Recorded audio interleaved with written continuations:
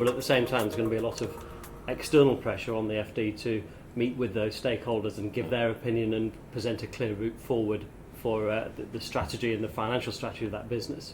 And I think, speaking as a banker, I guess it's important to keep those people at bay but reassured, whilst as an FD you actually do present with a credible strategy and a credible vision for the financial future and immediate sort of short-term planning. There's a whole load of relationships to be established with, obviously, customers, clients, suppliers, on the finance side with the banks, but with other advisors who may have worked with the business for a substantial period of time and have an accumulated knowledge about the way the business works, and may have something to add to how it could, if it's a turnaround, how it could be turned around, the opportunities that are there. So there's an external database, in a sense, of information to be gleaned within that first 100 days. In a turnaround, you're the person that will always be talked to.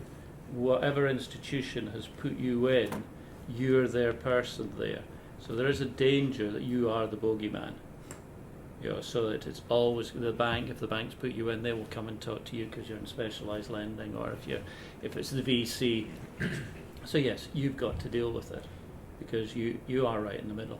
Talking to a lot of companies, they say this is the biggest single change over the last 10 years that finance directors now, as well as, yes, the rest of the board, yes, shareholder base, are having to talk to regulators, having to talk to banks, financiers, other creditors, more customers, clearly, the media, a whole range, and the sheer spectrum of additional outside influences that the finance director must contact, win over, sell the company to, is a huge change from times past. Well, it's important to road test, to benchmark your sort of plans to make sure that they are in line with where current banking or sentiment is, even equity sentiment as well, so that you're presenting a very credible view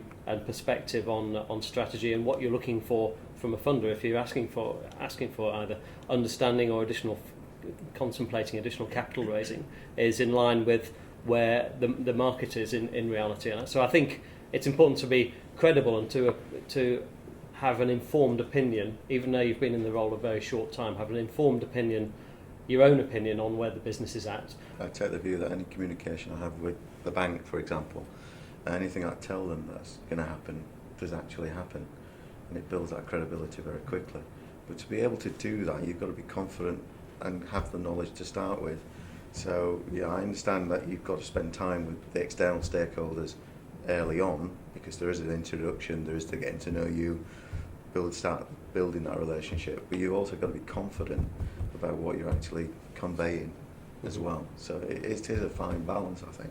Very much depends on the individual. If you're a very sort of extrovert person, then you probably naturally gravitate towards, we'll go see the investors, we'll go see the auditors, we'll go see the key stakeholders, and you don't mind that. You don't see it as a chore in your first 100 days to actually find time to do that.